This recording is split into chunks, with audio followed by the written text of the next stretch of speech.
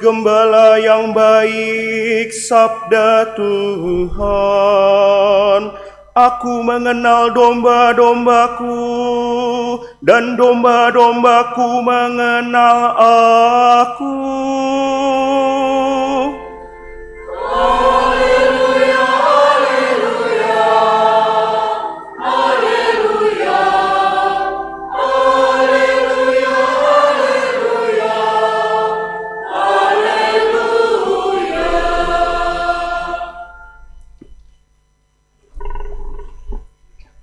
Tuhan bersamamu.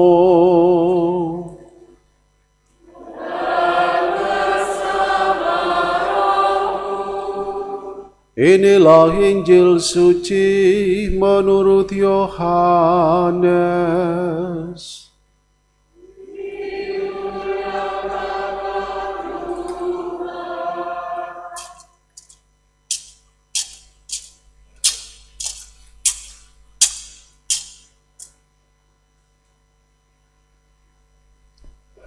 Pada suatu hari Yesus bersabda, "Domba-dombaku mendengarkan suaraku.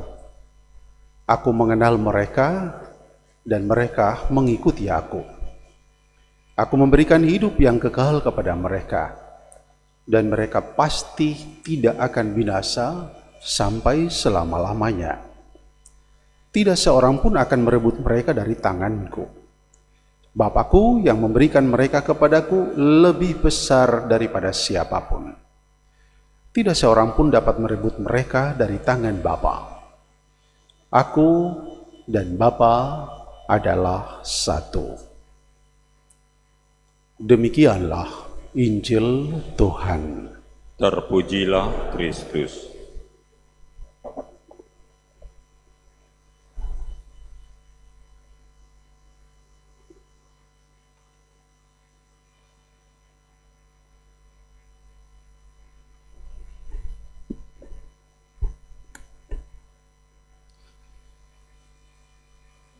Ibu bapak, saudari-saudara, para pemuda, remaja, adik-adik yang saya kasih, selamat sore semua. Hari ini hari yang sebenarnya spesial ya, karena Paus Fransiskus dia mengajak seluruh gereja sebelum kematiannya di dalam suratnya untuk hari Minggu Panggilan. Dia menulis surat itu ketika dia berbaring di rumah sakit pada bulan Maret yang lalu ya. Intinya adalah beliau memberi support, dukungan yang luar biasa untuk panggilan.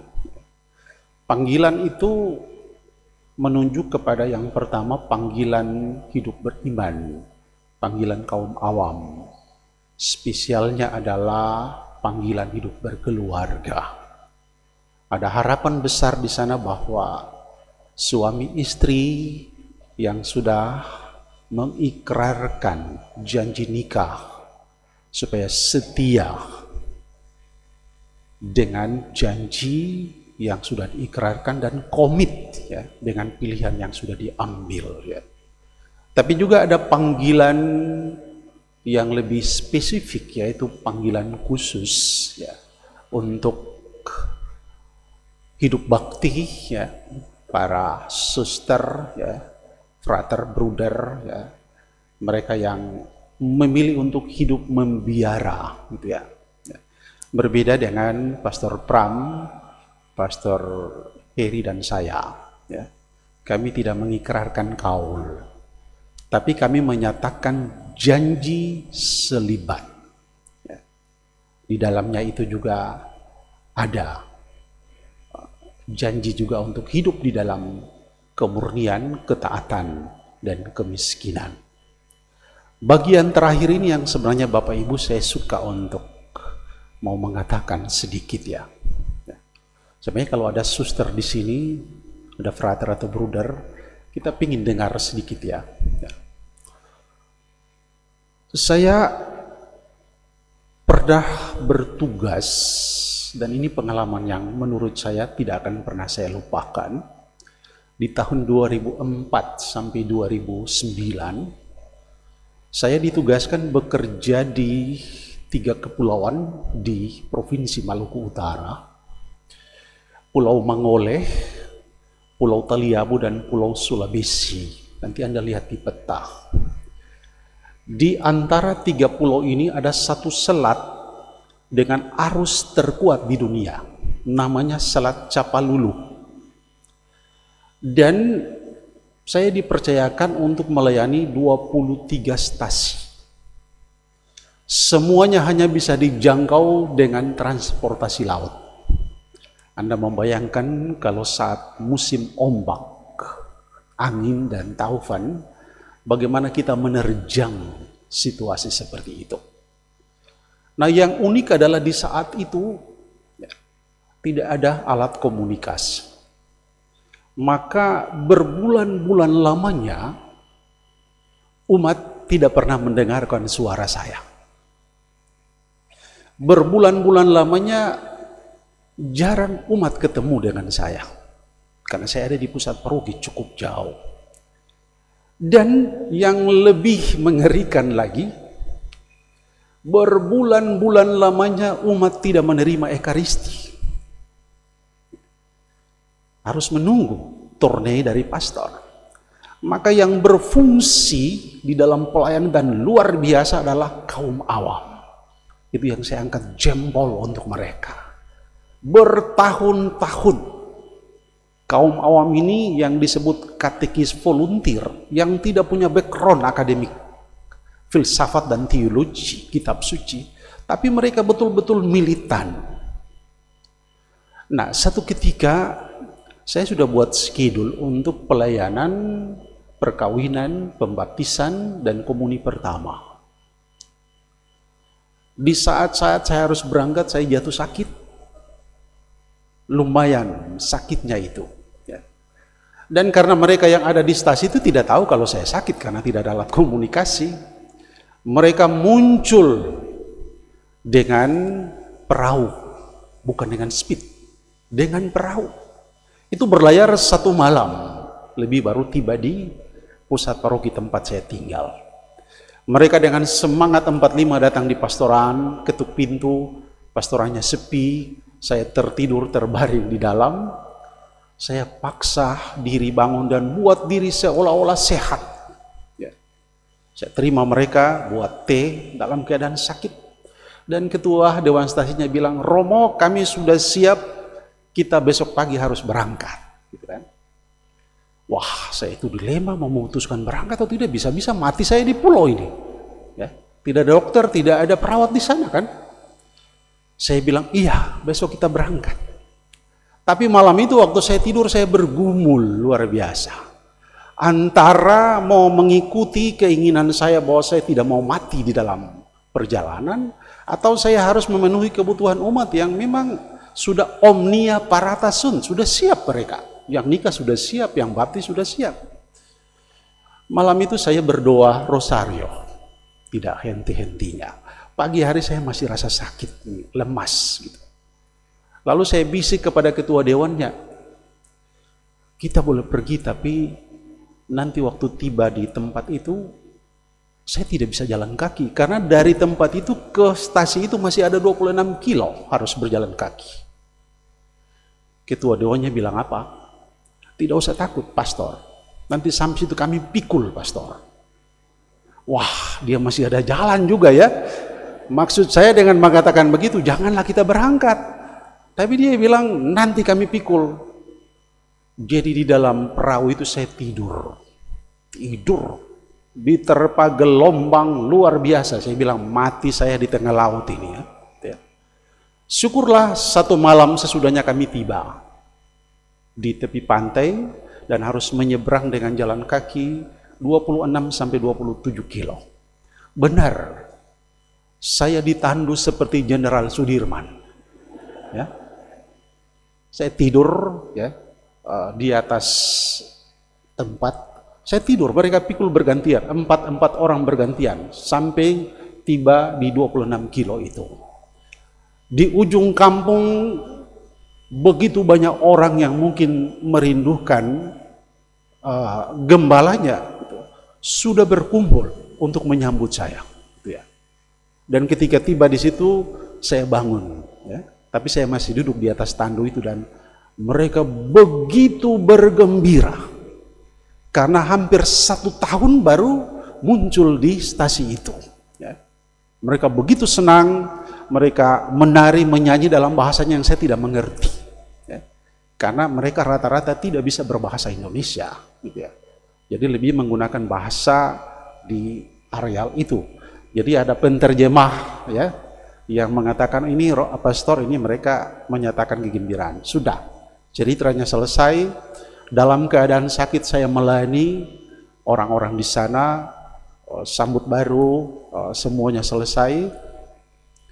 Dan Bapak Ibu, di hari terakhir ketika saya mau pulang, kok tiba-tiba saya merasa jadi sembuh. Mungkin karena semangat umat yang luar biasa itu membuat saya menjadi sembuh, gitu ya. Dan pulanglah saya. Dari situ saya lalu berpikir, berkarya, melayani di tempat-tempat terpencil itu tidak mudah.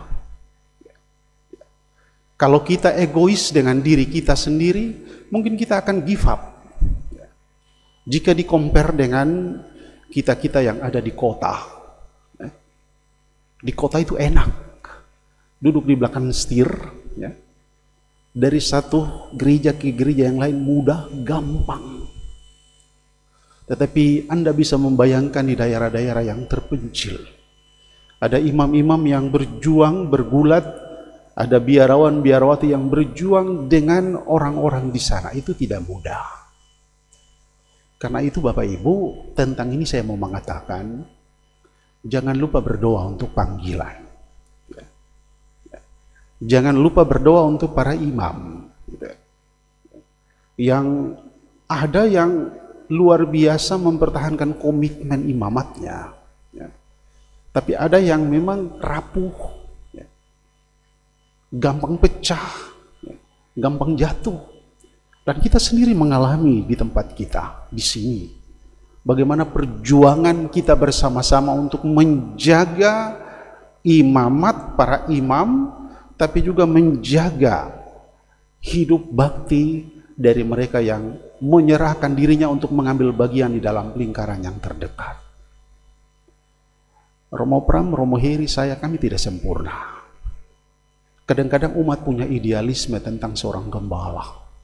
Gembala yang baik itu adalah gembala yang harus terluka, gembala yang harus memar, gembala yang harus sakit karena menjumpai umat. Itu idealisme.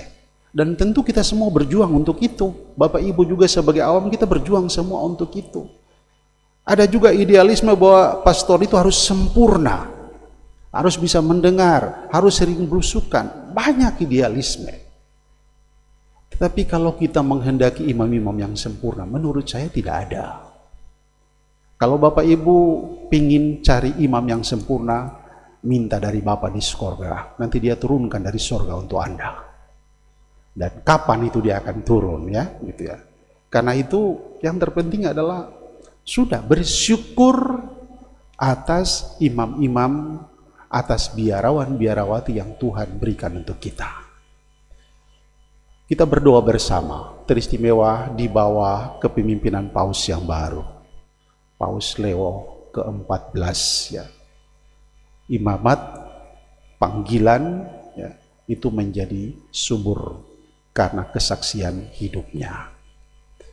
Ini saja beberapa hal yang saya sampaikan, dan kita juga berdoa tentu untuk Bapak Ibu, keluarga, suami istri, anak-anak, supaya panggilan ini juga tetap dipegang teguh. Kita sama-sama berdoa, saling menguatkan, supaya Anda di satu pihak bisa berjuang mempertahankan hidup rumah tangga, tapi juga biarawan-biarawati para imam di sisi lain bisa menjaga komitmennya untuk setia dengan imamatnya, setia dengan panggilannya, sampai dia mati, gitu ya. Berdoa untuk Pastor Pram, Pastor Heri, saya, supaya kami mati dengan jubah, kan? Jangan mati dengan jas. Berarti itu om, kan? Harus mati dengan jubah, gitu ya. Seperti itu. Nah, kalau itu ada kebanggaan dari kita semua.